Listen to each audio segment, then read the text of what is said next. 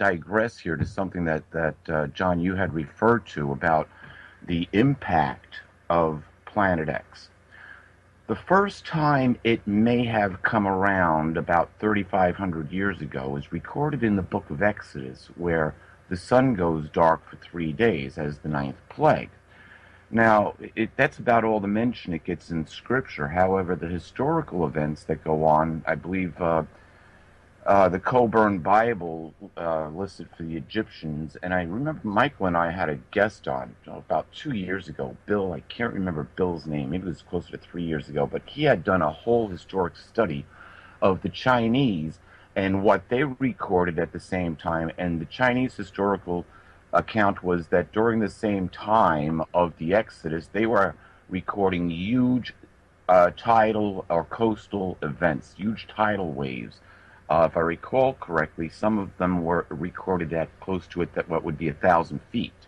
Now, John, you said that mountains would be lifted out of the sea according to Edgar Cayce's vision, and I want you to, here's what the best account in the scriptures, which is what was shown to John as something that was going to be happening in the future. And this is from Revelation, the 6th chapter, starting with the 12th verse. The Apostle John. The Apostle John, yes. And it says, I saw when he opened the sixth seal, and a great earthquake occurred. A great earthquake occurred, interesting, and the sun became as black as sackcloth made of hair, and the entire moon became as blood. And the stars of heaven fell to the earth as when a fig tree shaken by a high wind drops its unripe figs. And the heaven departed as a scroll that is being rolled up. And every mountain and every island was removed from its place. And the kings of the earth, the high officials, the military commanders, the rich, the strong, every slave and every free person hid in the caves and among the rocks of the mountains. And they kept saying to the mountains and to the rocks, fall over us and hide us from the face of the one seated upon the throne and from the wrath of the Lamb, because the great day of their wrath has come, and who is able to stand? Now, it's interesting. John even records what we would consider deep underground military bunkers, because he starts off the list by the kings, by the great ones. Let's see, the kings of the earth, the high officials, presidents, the government officials, military commanders, the rich, the strong. You see, these are, and it's interesting, when you get down to it, it says every free person. Would that be Freemason? Would they be considered a free person? Hid themselves in the caves. Interesting. And we know that the deep underground military bunkers exist. So we have a piece of prophecy of a future event, a seeing into the future, and guess what? The future is now. Now, besides these things, and John, this is something, I mean, I'm sorry, Dr. Rand, this is something that we talked about, and you brought up on our show that we do, and I'm going to plug our show, The Final Countdown, Wednesdays, 5 o'clock Eastern, right here on the Late Night in the Midlands Network. See you tomorrow. Yep, we'll be here tomorrow. Yeah, there we go. There's our theme song. But, Doctor, you identified that about 17 years ago, I think I actually said 17, 18 years ago, that we started feeling the effects from Planet X, or this Nibiru. We actually, all the way back to 1970. The first effects started in 1974. That's when not only our weather, but weather around the planet started its shift.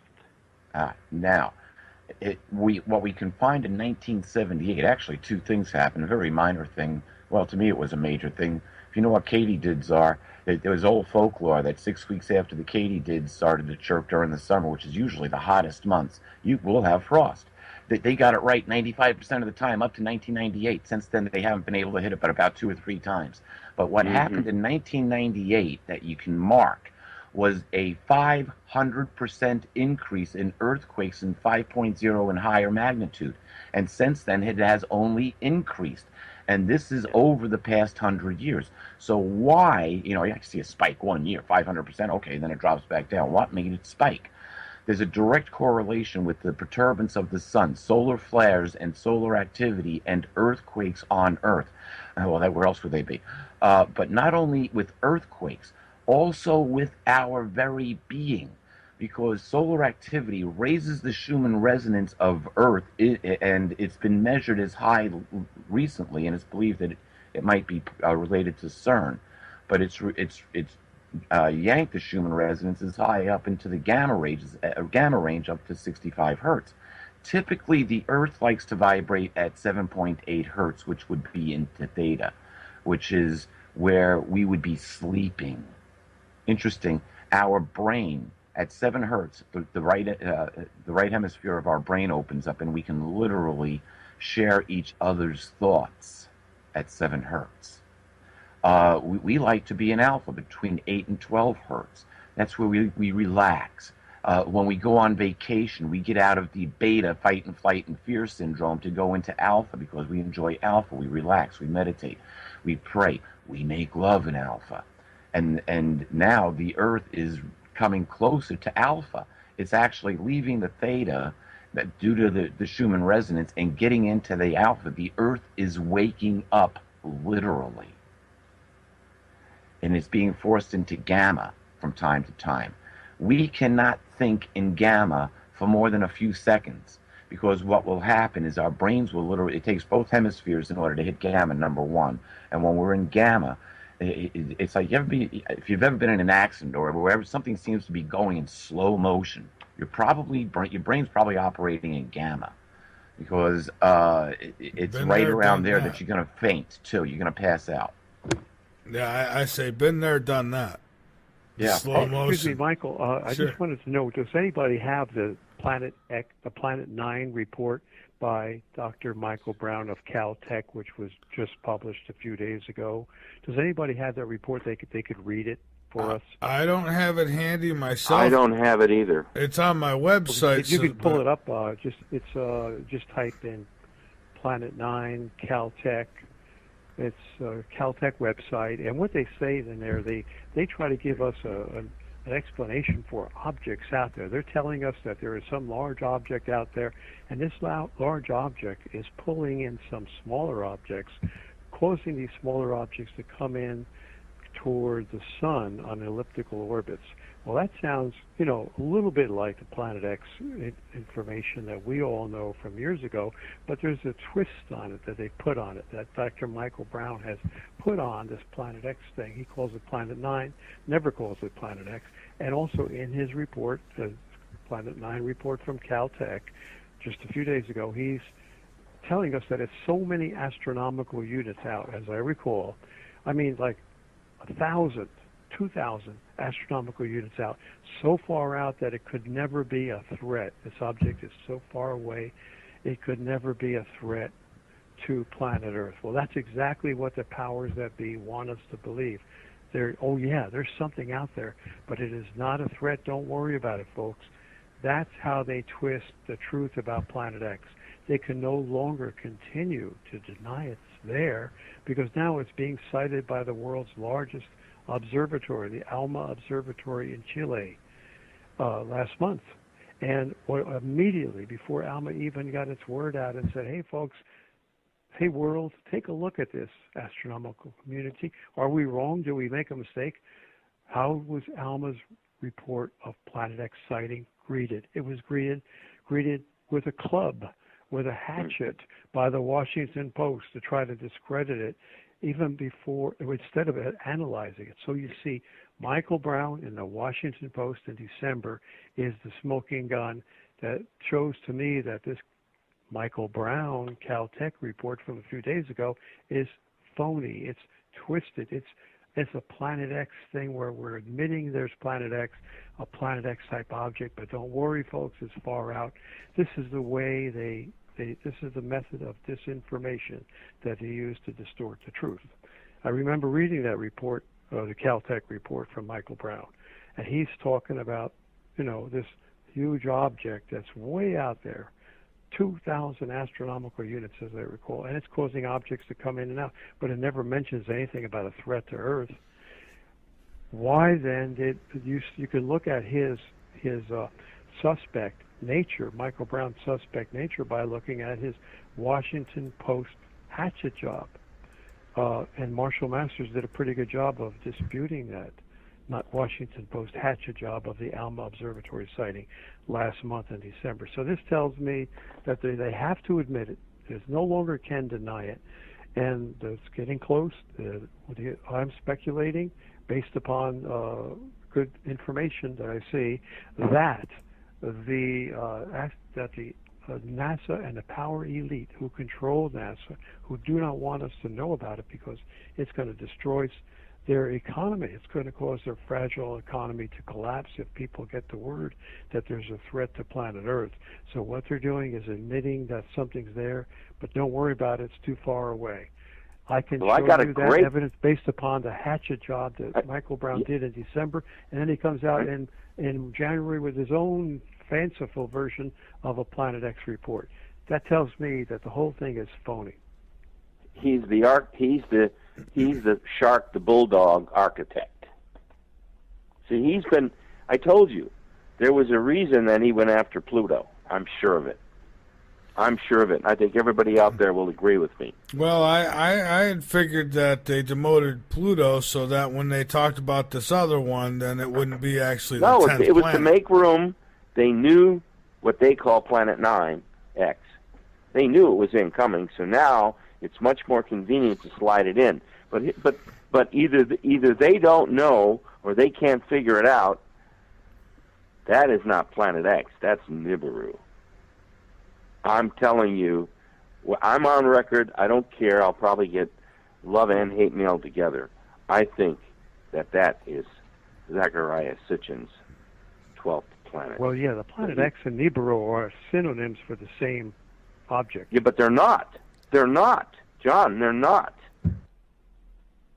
You've got the blue Kachina and the red Kachina. Yes. The big guy, yes. the brown dwarf star. Is, if you go back to the Navajo and the Hopi and the Aztec and the Maya and the dozen other associated Native Central American tribes, they all tell the exact same story with the exact same imagery, with the exact same dates. They never intermingled their stories. They all told the truth about the same thing. It was always the same. The serpent god came back every 36 to 4,000 years, and they even knew the last time was in 1447 BCE, Peter and John. That's the time that Moses. That would have been right around the Exodus. Right. Now let's talk. Can we just talk about that for just a second? Sure. We're doing fine on time. Yeah. That is central to the story. We got to take a break. We got 5 minutes until we get to the break. All right. Let me do a quick run at it. Okay. Look. This is exact Bible prophecy coming true. It's just that we don't know necessarily how to exactly extract and interpret. Who's we? We'll cover this on the other side of the break. Well, yeah, we will, because we got times now. We have a way to measure this. We actually do have a way to measure this, and we can put a limit on it. We can't put an exact date on it, but we can put a limit on it, and we'll bring this in. It has to do with the forerunner of putting the sun's lights out and turning the moon to red. And it was something that, this goes back to 2010, October 2010, when I called this. It was the tetrad blood moons that we had. I said, this has nothing to do with Planet X. But from a prophetic viewpoint, and that's how I have to view this, is from a prophetic viewpoint. I said this back then, that this was the forerunner for things to come. And what made this so unusual is that you had a full blood moon. The moon was turned to blood all on Hebrew high holidays over 2 years, on Passover and on, I want to say Rosh Hashanah, but the Harvest Festival. I can't think of the exact name that they use now. But anyway, twice a year, the two most important holidays on the Hebrew calendar were being under full eclipse of the moon. This is a society that used the moon for their calendar. They didn't run by a solar calendar. They run by a lunar calendar. Now, during the same time period, we also had 4 eclipses of the sun. 2 full, 2 partial, again, on important Hebrew holidays or dates. So this was a forerunner. Let me jump. Go ahead. Peter, forgive me, but you just hit on something so vitally important. All this was happening in real time right now while we are alive and we are experiencing it. Yeah. You're not only saying something, you're not only saying something that is astounding, and a person should say, oh my goodness, what has this man just said? Okay? And the fact that the Hebrew element is involved in it as prophecy. We have to be very, very, very, very careful how we handle the future and present state of Israel, because we are responsible for her safety. That was the deal. Yes. That's what the ET. That's what my people have said to me. You are 100% correct. However, we have to be very careful. It's identifying the correct state of Israel, which is not in Palestine. Well, let's not get into that. We're going to talk spiritual Israel if we go down that point, because physical Israel flies the flag of Molech. Right. That's a pretty complicated subject, and I'm not sure tonight's that night. All right, guys. Hey. Or do you guys want to do that? I'm not prepared. Well, let's not go there. Hang on, guys. Hold on to your hats there for a moment. Guys, we are back, and Peter, I think you were getting ready to touch on something when we went to the break. Just real quick, what they plan, what their intention is, and what they will be able to accomplish are two different things. We're probably going to see a crash because there's a war going on, a financial war between China or between the East and the West. So it has to do with the dragon families and the star families, or the Illuminati. There's so many different levels of control that are going on, and everybody's trying to get their bigger slice of the pie, so to speak, right now. And you and me and everybody else, the masses are exactly that. Masses, goyim cattle. We mean nothing. We are numbers. That is it. We are numbers traded on the stock exchange. Now, here's a point I want to make. Since we are worth something, even though we're on the bottom of their list here, we are their livestock, so to speak, we still have a dollar value. So if a disaster should befall any country which destroys the citizens, that country will lose its dollar value. How much is an American citizen worth? If you wipe it now, if you recall, in 2013, the United States did a study on the electric grid, see where the vulnerabilities were. A lot of people were freaking out, saying they were going to shut down the grid. No, it was obviously they didn't shut down the grid, but the study was to see where the weaknesses were, because a prior study indicated that if the electric grid were down for 2 years, don't ask me why they picked 2 years, but in 2 years' time, 90% of the population of the United States would be dead, because we would forget about technology. You couldn't buy anything. You couldn't sell anything. I would think it'd be a lot less than 2 years. Well, they gave it 2 years, and you would have 90% of the population dead. So here's the thing. If we do have an Nibiru event, and it does punch our lights out, it's up to us to be prepared. It's just that simple. Now, what they want to do to us, and what's going to naturally happen to this planet are two different things. However, when we go back to prophecy, we're told when we see these things that we're talking about tonight, when we see these things occur, that this is now's the time for our liberation.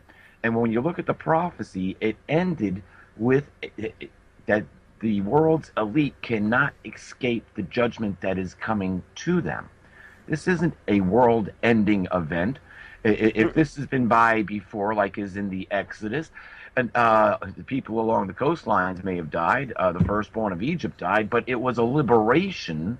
Interestingly enough, when you read the account, it certainly does seem that there are extraterrestrials involved, considering you've got the angel of death in the 10th plague, and then they followed a lenticular. They followed a cloud which shaded them during the day. I'm talking about the Israelites after they left Egypt. It shaded them during the day and gave them a pillar of fire at night to light the sky. How does that happen for 40 years? And it provides food for them, manna. So we're at a very interesting point in time where humanity isn't going to end, but the system of evil controlling humanity is. You know, guys, I just to cut in here quickly, I was saying at the beginning of the show that I've had nuclear physicist Dr. John Brandenburg on the show several times, and he's talked about the evidence and signatures of nuclear bombs actually being detonated on Mars. And there's a part of me that has this feeling that whoever did that to Mars is here and willing to do it to us too. That's a pretty powerful position.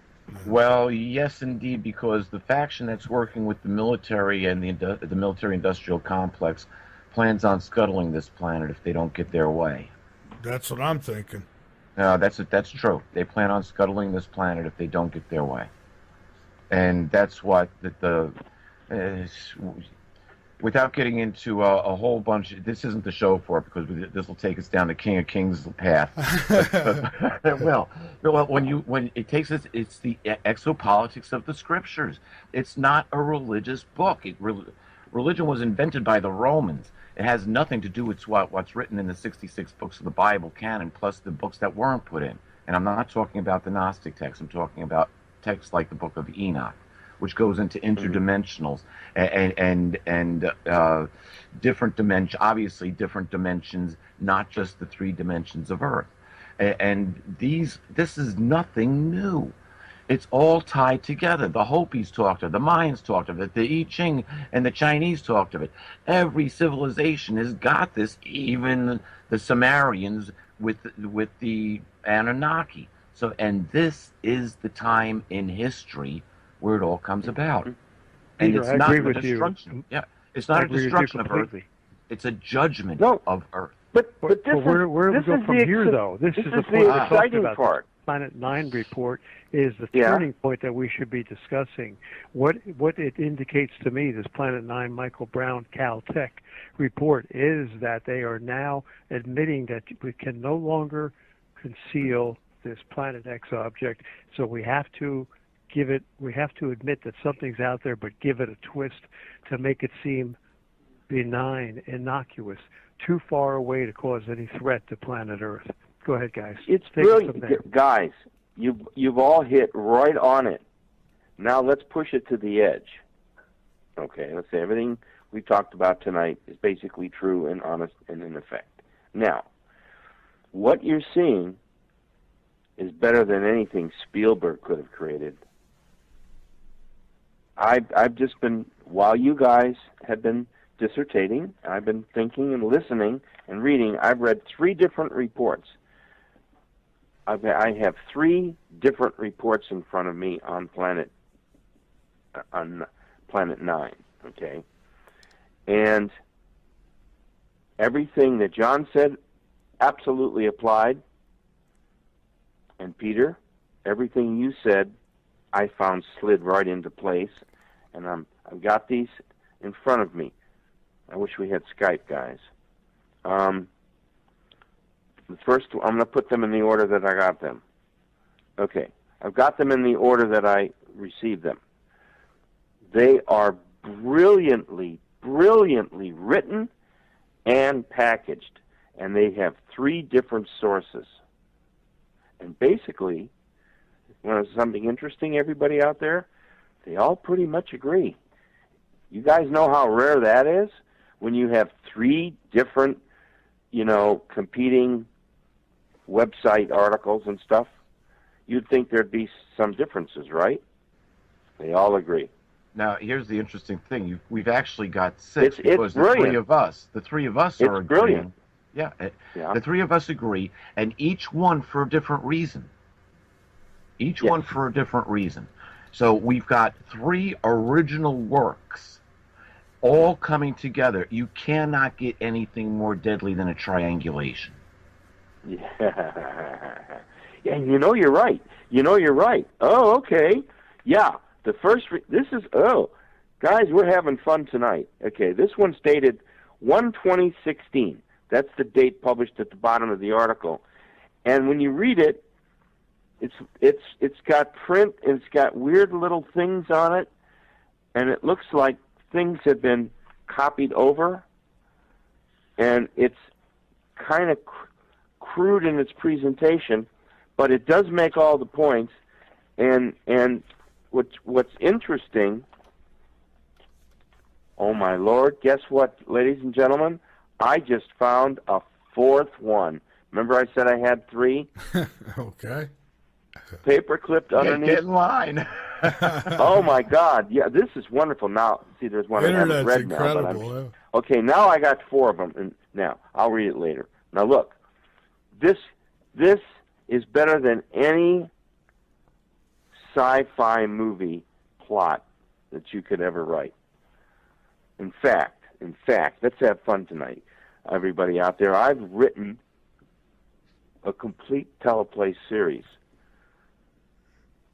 It's called Planet X, and it's about the book we have out.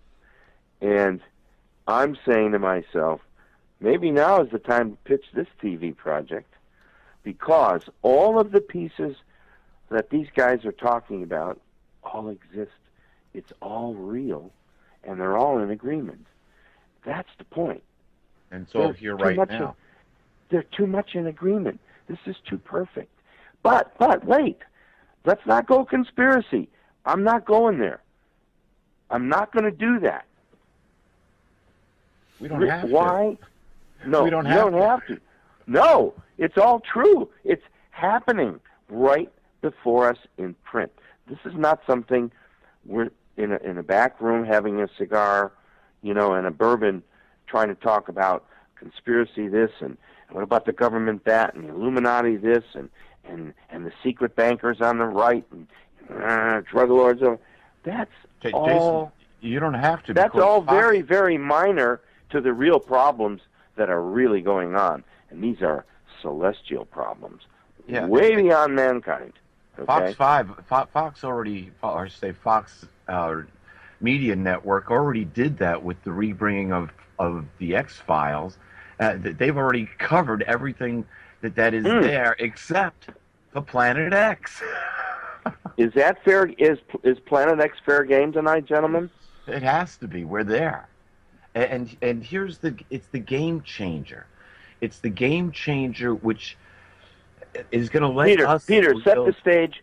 Peter, set the stage. We're going to set the stage for tonight, right now. Let them know it's going to be a preview right now. We're going to be doing this tomorrow. So, Peter, take the lead and set it up for tomorrow and jump right into it.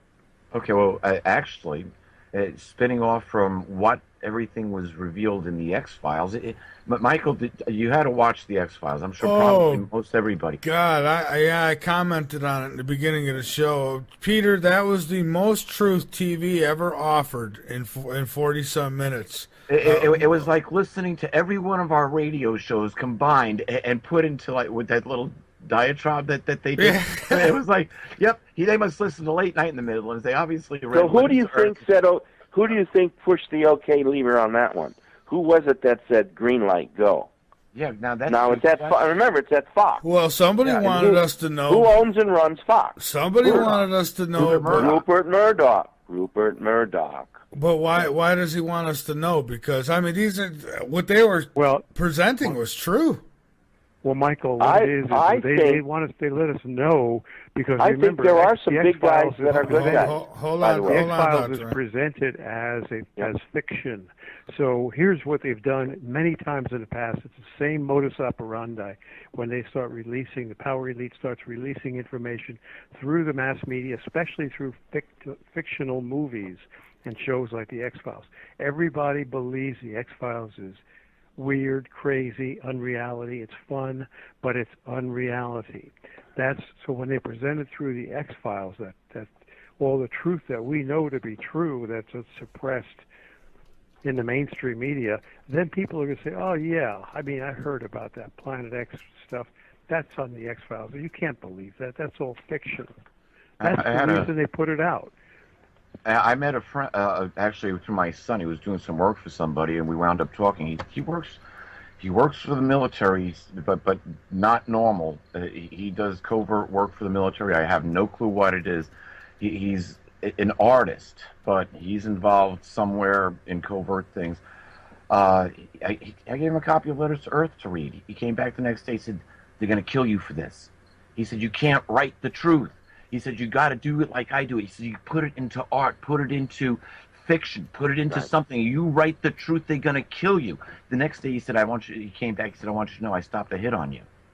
I was like, what? He said, yeah, I stopped the hit on you. Well, and here's I was like, hey, okay, well, good. Thank you very much. I hope you enjoyed reading the book.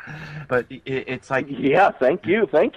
Yeah. That was actually the second warning I got. The first warning came from somebody who's retired from the government, who's got the clearance to go any place that he wants to in the world, and on any government facility, any government location. He sent a message back to me to watch my back. I got too close to the truth. A month later, I was in cuffs, being taken out of my own house at 7:30 in the morning. So yeah, that's an ouch time. I have my own story about. I have my own story about that. Peter, you and I will do that. We'll do that. I had the same exact thing, totally violated, breaking into my house, arresting me, something I nothing to do with, wasn't even there. Except we'll have to talk about a stalker was taking her revenge. Oh, it's a terrible story. I gotta tell you. Oh, I bet it is. So, the stalker one. But here's the deal. Here's the deal. Where are we right now tonight? At this very moment in our show, we've talked about a whole lot of stuff, gentlemen, from one end of the spectrum to the other. Seriously. Most of all, we talked about everybody tuning in. We're not crazy. We are not illogical. We are very, I believe, sincere and dedicated to what we do. I myself have done lots and lots of shows. Always try to be myself. Guys, let me interject, please. Here's the deal. Who are you tonight? For each of us guys, Mike and Peter and John and myself, what are we doing tonight together? We are trying to put together, I believe, a positive message about what we can do during all the things that we've talked about. And if we are anywhere near the end times, even if we're 3 or 4 years out, if everything written down in prophecy comes true, and I for one, am a believing Christian. So yeah, I believe in prophecy. I've had prophecy work in my life. So when I read in chapter 8 of the book of Revelation what's coming, and now I know after writing the book, The Return of Planet X, now X has been announced. She's back. Hey guys, we've got a call here, so let's take the call. We've got 403 area code. You are on Late Night in the Midlands. First name, where you're calling from? It's Wade. Well, hello, Wade. Welcome aboard. How you doing? I'm calling from Calgary, Alberta. Oh, well. Beautiful country. Beautiful. Oh, it's gorgeous country. Gorgeous. I'm just been listening to you guys on the show here and stuff like that, and I got to say I love listening to Peter Kling, Dr. Rand. It's great stuff you guys do. Well, great. Thank you. Well, thank you so much for listening and taking the time and the effort and the concern and the love to call in. Thank you very much. Absolutely, thank you. I just wondering what you guys are, with this Planet 9 / Planet X type thing and stuff. What are you guys thinking and stuff? Here, I truly believe that this very well could be our official announcement type thing, if you know what I mean. It's the my friend. It's the pre-announcement. Yeah. Now the pieces will start. The pieces will start falling into place. Sir, let me give you a date. I've been doing this on every show I'm doing now. I'm going to do it again. Write this date down. It's Sunday, October 18th. Yeah. 2016. I've also heard it.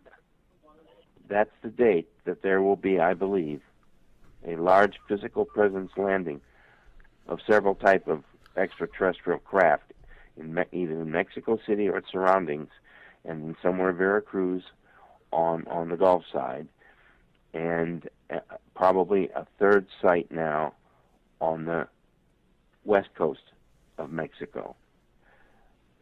Because the Mexican society and scientific community and religious community have long embraced the concept of extraterrestrials and UFOs.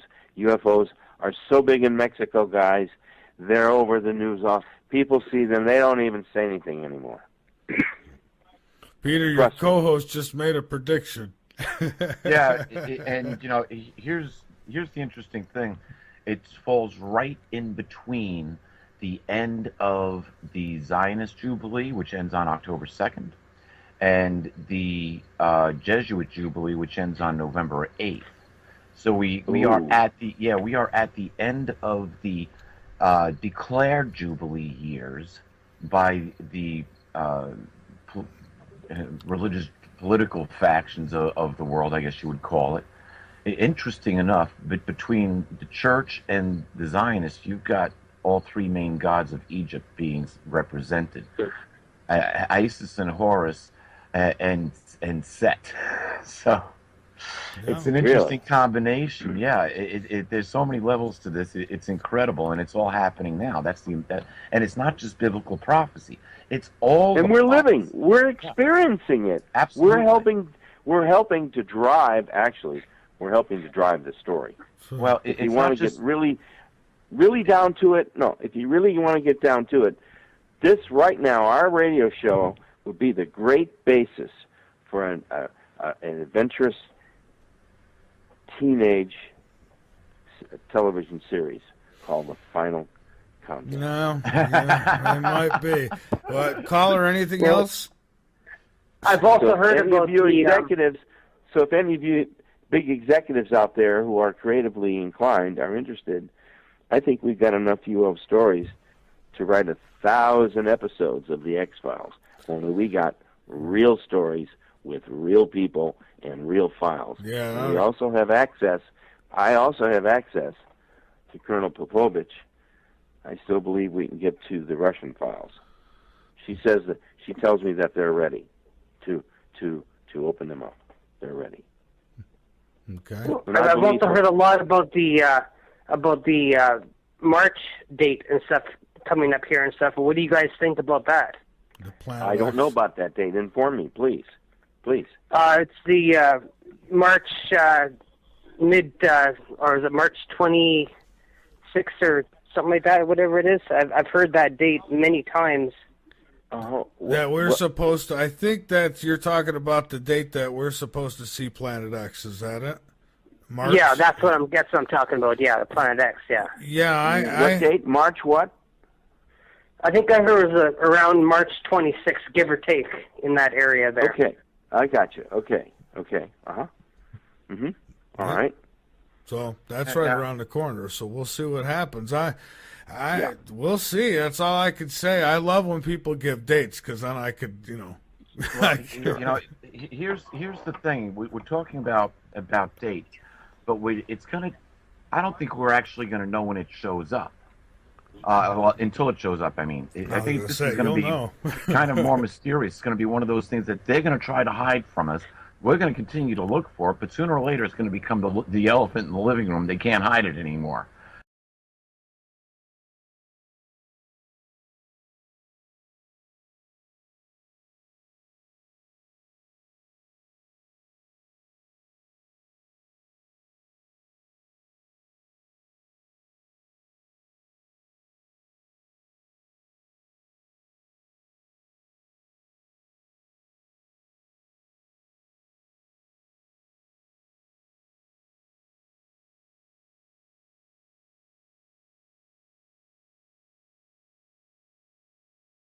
And every mountain and every island was removed from its place.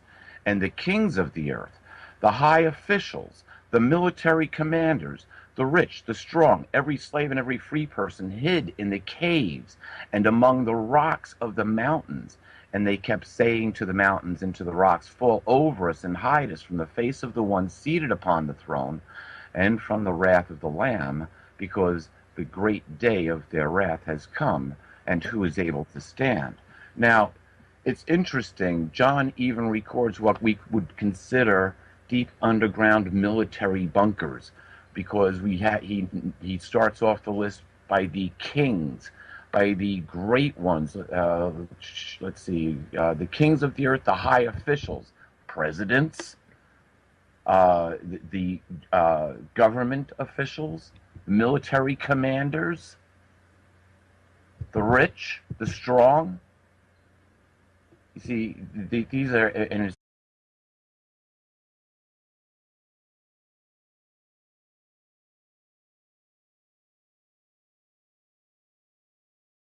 digress here to something that John, you had referred to about the impact of Planet X. The first time it may have come around about 3,500 years ago is recorded in the book of Exodus, where the sun goes dark for 3 days as the ninth plague. Now, that's about all the mention it gets in Scripture. However, the historical events that go on, I believe the Coburn Bible listed for the Egyptians, and I remember Michael and I had a guest on about 2 years ago, Bill. I can't remember Bill's name. Maybe it was closer to 3 years ago, but he had done a whole historic study of the Chinese and what they recorded at the same time. And the Chinese historical account was that during the same time of the Exodus, they were recording huge tides. It's interesting, when you get down to it, it says every free person. That be Freemason? Would they be considered a free person? Hid themselves in the caves. Interesting. And we know that the deep underground military bunkers exist. So we have a piece of prophecy of a future event, a seeing into the future, and guess what? The future is now. Now, besides these things, and John, this is something, I mean, I'm sorry, Dr. Rand, this is something that we talked about, and you brought up on our show that we do, and I'm going to plug our show, The Final Countdown, Wednesdays, 5 o'clock Eastern, right here on the Late Night in the Midlands Network. See you tomorrow. Yep, we'll be here tomorrow. Yeah, there we go. There's our theme song. But, Doctor, you identified that about 17 years ago, I think I actually said 17, 18 years ago, that we started feeling tidal or coastal events, huge tidal waves. If I recall correctly, some of them were recorded at close to it, that what would be 1,000 feet. Now, John, you said that mountains would be lifted out of the sea according to Edgar Casey's vision, and I want you to, here's what the best account in the scriptures, which is what was shown to John as something that was going to be happening in the future. And this is from Revelation, the 6th chapter, starting with the 12th verse. The Apostle John. The Apostle John, yes. And it says, I saw when he opened the sixth seal, and a great earthquake occurred, a great earthquake occurred, interesting, and the sun became as black as sackcloth made of hair, and the entire moon became as blood, and the stars of heaven fell to the earth as when a fig tree shaken by a high wind drops its unripe figs, and the heaven departed as a scroll that is being rolled up. The effects from Planet X, or this Nibiru. We Actually, all the way back to 1970. The first effects started in 1974. That's when not only our weather, but weather around the planet started its shift. Now, what we can find in 1978, actually two things happened. A very minor thing. Well, to me it was a major thing. If you know what katydids are, there was old folklore that 6 weeks after the katydids started to chirp during the summer, which is usually the hottest months, you will have frost. They got it right 95% of the time up to 1998. Since then, they haven't been able to hit it but about 2 or 3 times. But what happened in 1998 that you can mark was a 500% increase in earthquakes in 5.0 and higher magnitude. And since then, it has only increased. And this is over the past 100 years. So why, you see a spike one year, 500%, okay, then it drops back down. What made it spike? There's a direct